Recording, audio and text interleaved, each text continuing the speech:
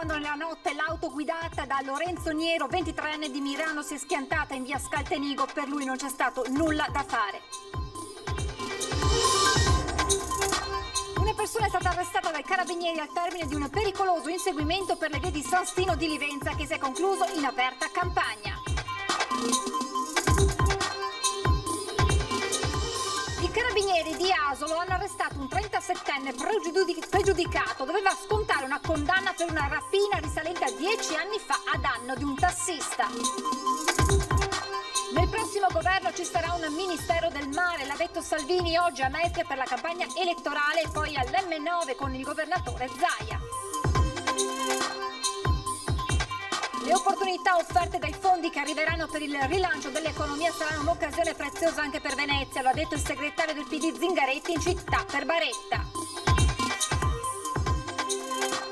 Dopo il blocco causa Covid riparte il progetto dedicato ai lavori di pubblica utilità. L'assessore Venturini ha incontrato alcuni dei lavoratori.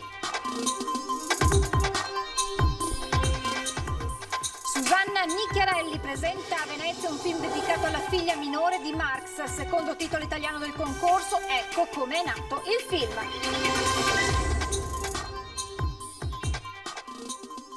Buonasera e ben ritrovati con l'edizione veneziana dei telegiornali di Antenna 3. In apertura diamo subito uno sguardo insieme alla tabella, ai dati che arrivano da Azienda Zero per quanto riguarda i contagi nella nostra regione rispetto al bollettino di questa mattina. Lo vedete, sono 97 i positivi in più in Veneto, che vanno ad aggiungersi ai 109 di questa mattina. Complessivamente dunque 206 tamponi risultati positivi in Veneto nelle ultime 24 ore. Per quanto riguarda la provincia di Venezia, nel bollettino di questa sera si registrano 13 casi in più rispetto a questa mattina, quando erano 13, quindi complessivamente 26 positivi in più. Nel veneziano resta invece fortunatamente invariato il numero dei decessi nella nostra regione. Siamo adesso alla cronaca con il tragico incidente che si è verificato nella notte a Mirano. Un ragazzo di 23 anni ha perso la vita. Erano da poco passate le 3 quando nella notte l'auto guidata da Lorenzo Niero, 23enne di Mirano, è finita in un piccolo canale di scolo contro il terrapieno in cemento dell'ingresso di una casa in via Scaltenigo. Per cause ancora al vaglio dei carabinieri, il ragazzo, che di professione faceva il massaggiatore, avrebbe perso il controllo dell'auto finendo fuori strada. L'impatto è stato violentissimo, tanto che il personale del 118 al suo arrivo sul posto non ha potuto fare altro che constatare la morte di Lorenzo. Sul posto sono giunti da Mira anche i vigili del fuoco, che hanno tentato in tutti i modi di soccorrere il 23enne rimasto intrappolato all'interno dell'auto, accartocciatasi dopo lo schianto.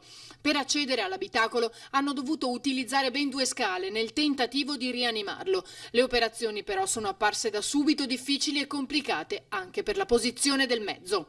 I carabinieri hanno eseguito i rilievi del sinistro e le operazioni di soccorso dei vigili del fuoco sono terminate all'alba. Indagini sono ancora in corso per cercare di stabilire l'esatta dinamica e le cause dell'incidente. Rapinata, colpita al volto con un pugno e trascinata in un luogo nascosto della stazione di San Donà da un uomo che ha tentato di abusare di lei. La vittima è una senzatetto di 73 anni, originaria dell'est Europa, trovata la scorsa notte dai carabinieri con il volto sanguinante e gli abiti lacerati. Le indagini hanno portato all'arresto di un 34enne marocchino senza fissa dimora e con vari precedenti penali e di polizia. La donna è stata ospitata in una struttura protetta. Una persona è stata arrestata dai carabinieri al termine di un pericoloso inseguimento tra le strade di San Stino di Livenza che si è concluso in piena campagna. Hanno assistito al furto di un'automobile carica di tabacchi parcheggiata nei pressi di una tabaccheria di San Stino di Livenza e si sono lanciati all'inseguimento. Da una parte i carabinieri di Portogruaro, dall'altra un uomo al volante del mezzo appena rubato, seguito da 2 complici a bordo di un'altra auto. Durante l'inseguimento i malviventi, oltre a mettere in pericolo l'incolumità di pedoni e ciclisti del centro cittadino, tentavano più volte di speronare la macchina dei carabinieri per mandarla fuori strada. Arrivati in una zona agricola fuori dal centro abitato, il terzetto si è dato alla fuga in un campo di mais, dove poi veniva fermato un sedicente minorenne. Alle ricerche degli altri due prendevano parte anche il nucleo elicotteri carabinieri di Belluno e la polizia locale di Caorle, ma senza esito. L'arrestato è stato condotto al centro di prima accoglienza di Opicina, così come disposto dall'autorità giudiziaria per i minori di Trieste. E ieri sera nel Trevigiano, ad Asolo per esattezza, i carabinieri hanno arrestato un 37enne pregiudicato di Quinto, siamo sempre nel Trevigiano. L'uomo doveva scontare una pena, una condanna per una rapina che si era consumata nel Veneziano e risalente a ben 10 anni fa.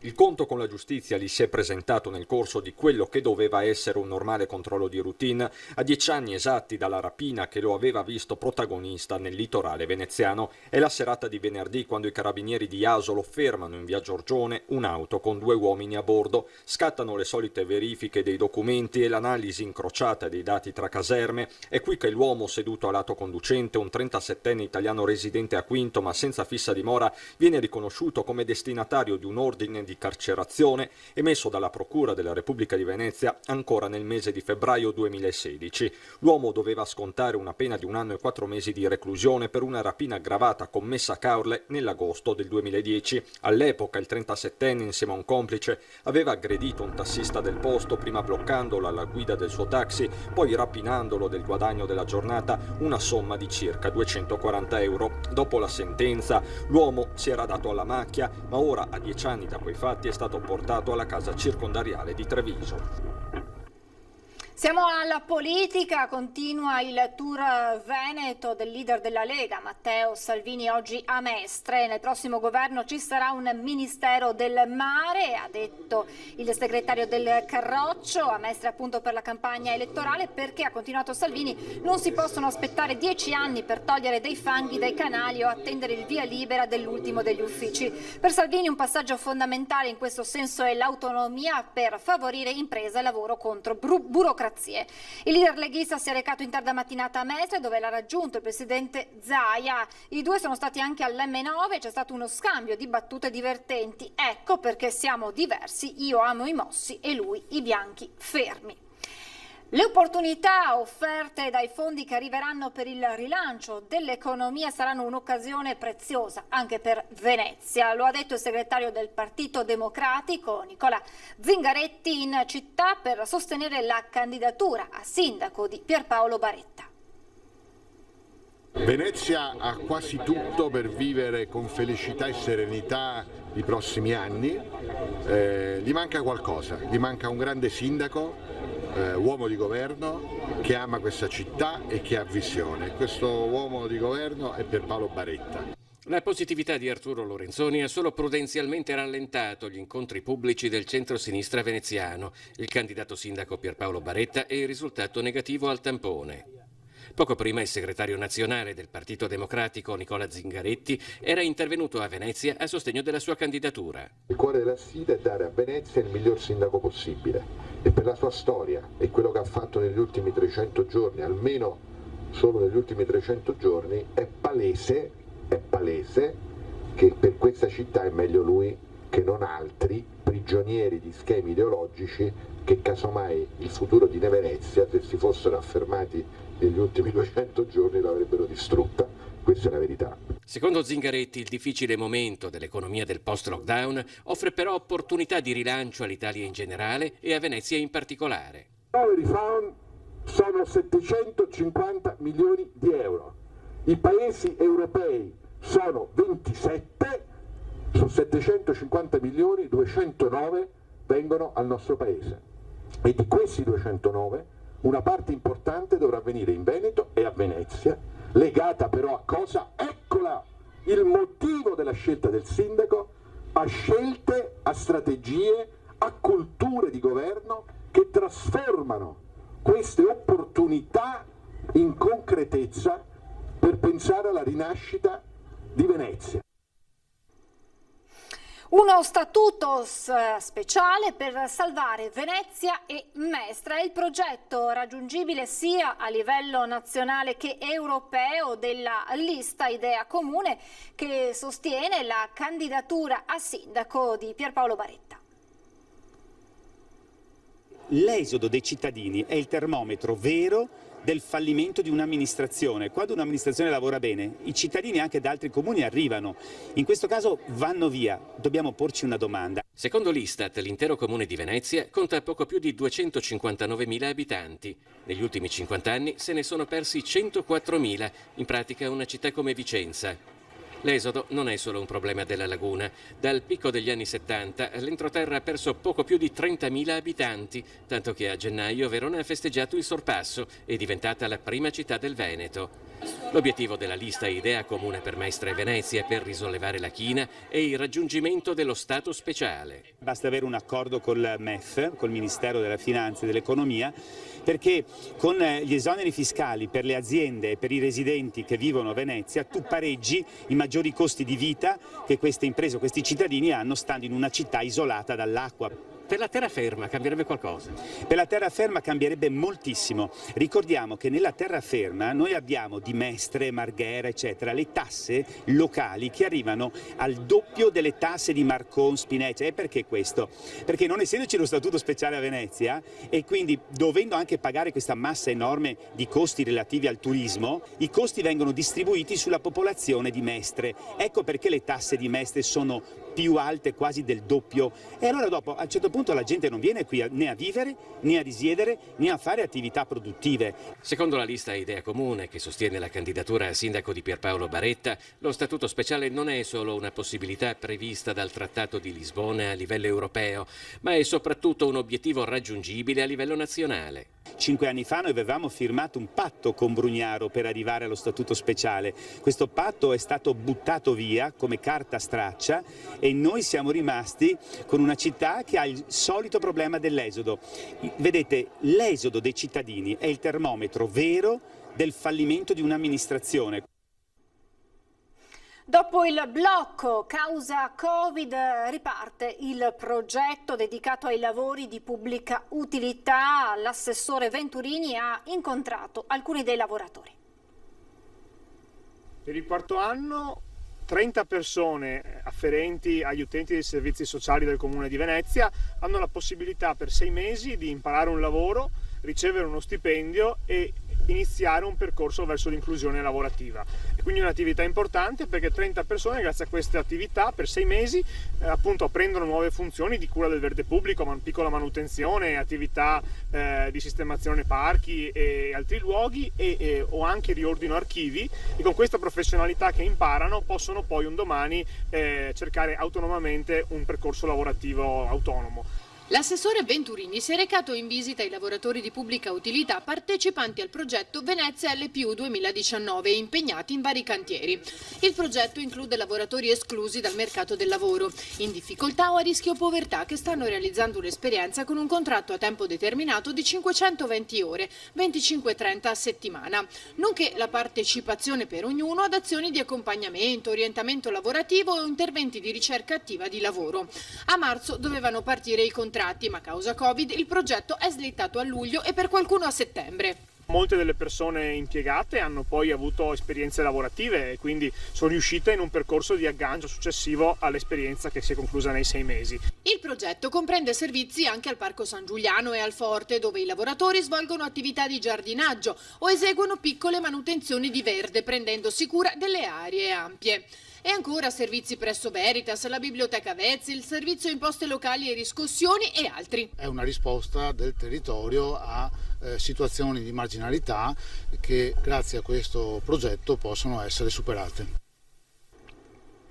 Residenzialità e turismo sostenibile, la lista Terra e Acqua 2020 che candida come sindaco Marco Gasparinetti propone come coniugare lo sviluppo economico del turismo con la tutela della città di Venezia.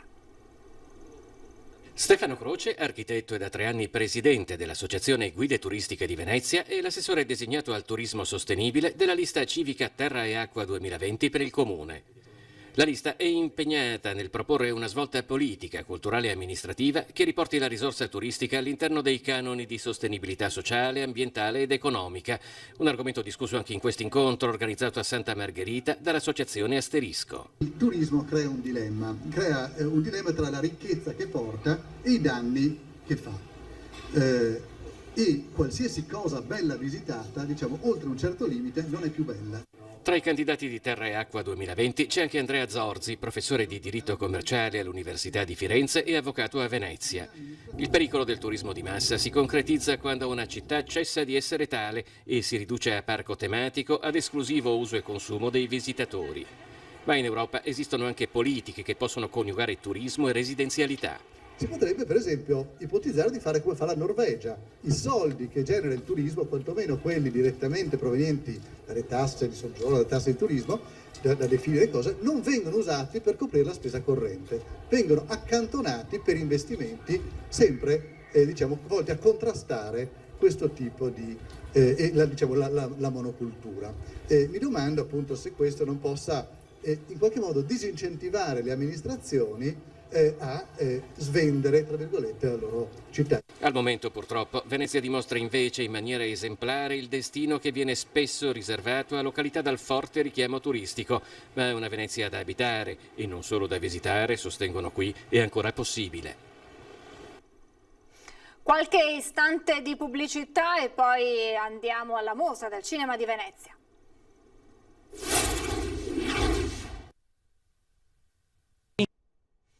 Eccoci in diretta, come anticipato, apriamo alla pagina dedicata alla mostra del cinema. Susanna Nicchiarelli presenta a Venezia un film dedicato alla figlia minore di Marx, secondo titolo italiano del concorso principale. Ecco come è nato il film, girato prima del lockdown e interpretato anche da nomi emergenti internazionali.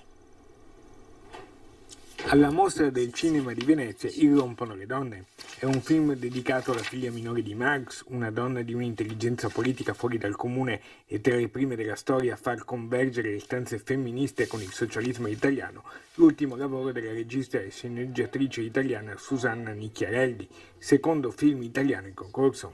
Per caso leggevo sulla famiglia Marx e ho trovato la storia di questa donna che in realtà invece è molto importante, ero io che non la conoscevo e mi ha colpito il fatto che fosse una donna appunto così intelligente, così carismatica, e però in realtà che la sua vita invece avesse preso un corso così diverso e sorprendente. 8 registe donne presenti nel concorso principale, ma lei non ne fa una questione di genere.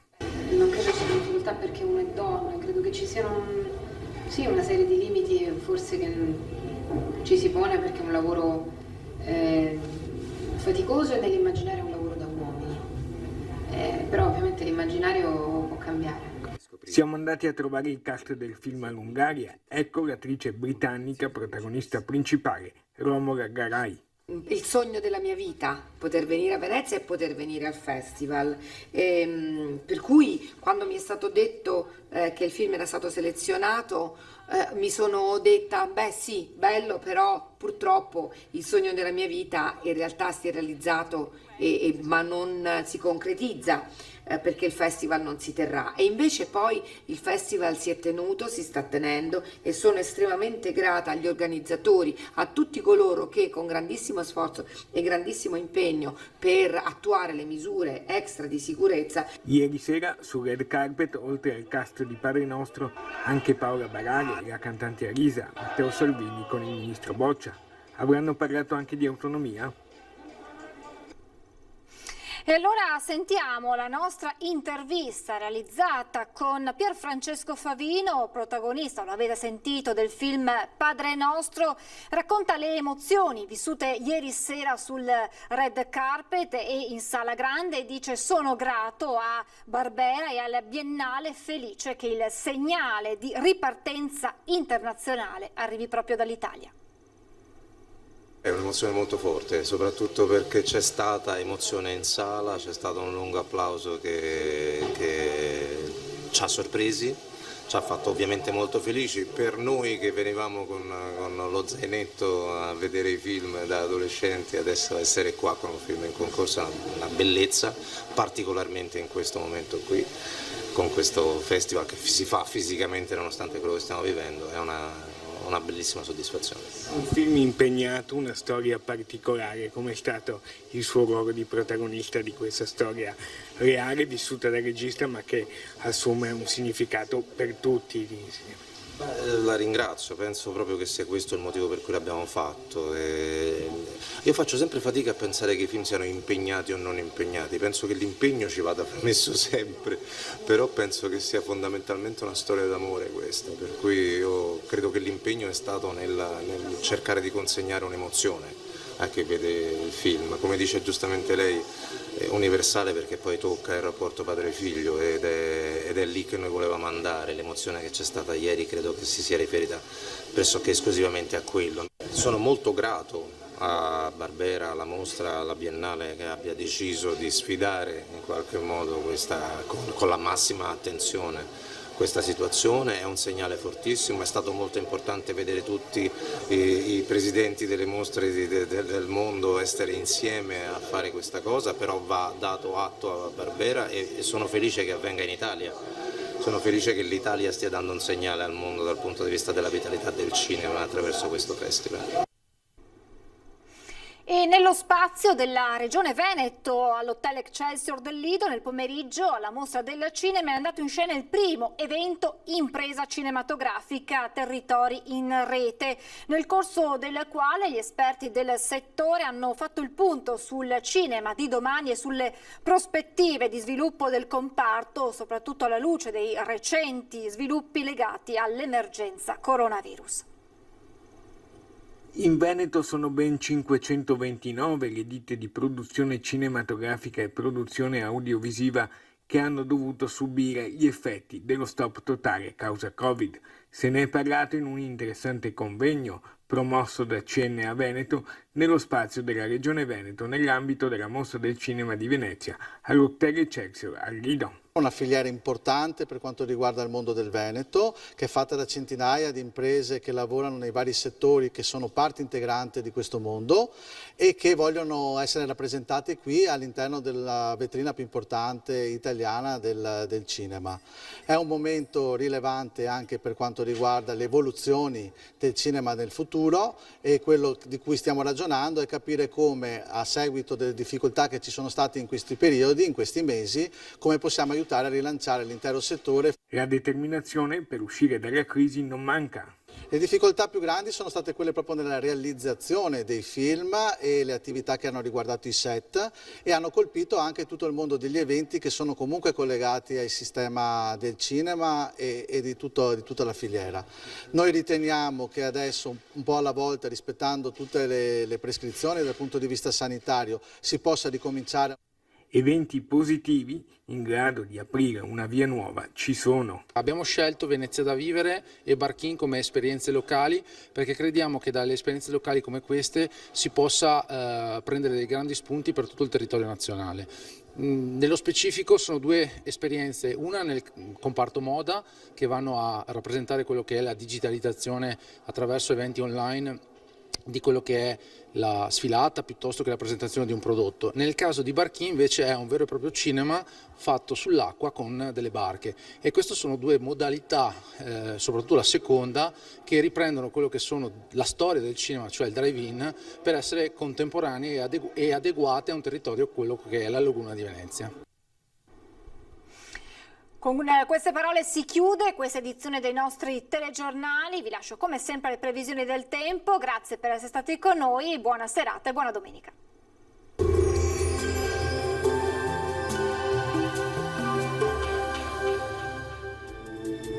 Benvenuti al Meteo. Un fronte perturbato di origine nord-atlantica lambisce il nostro territorio. Vediamo quali conseguenze avrà nel dettaglio di domenica 6 settembre. Sul Veneto la giornata sarà in gran parte soleggiata, con cielo sereno o al massimo poco nuvoloso. Con il passare delle ore però aumenterà l'instabilità sulle Alpi con qualche temporale che in serata potrebbe raggiungere anche le pianure limitrofe.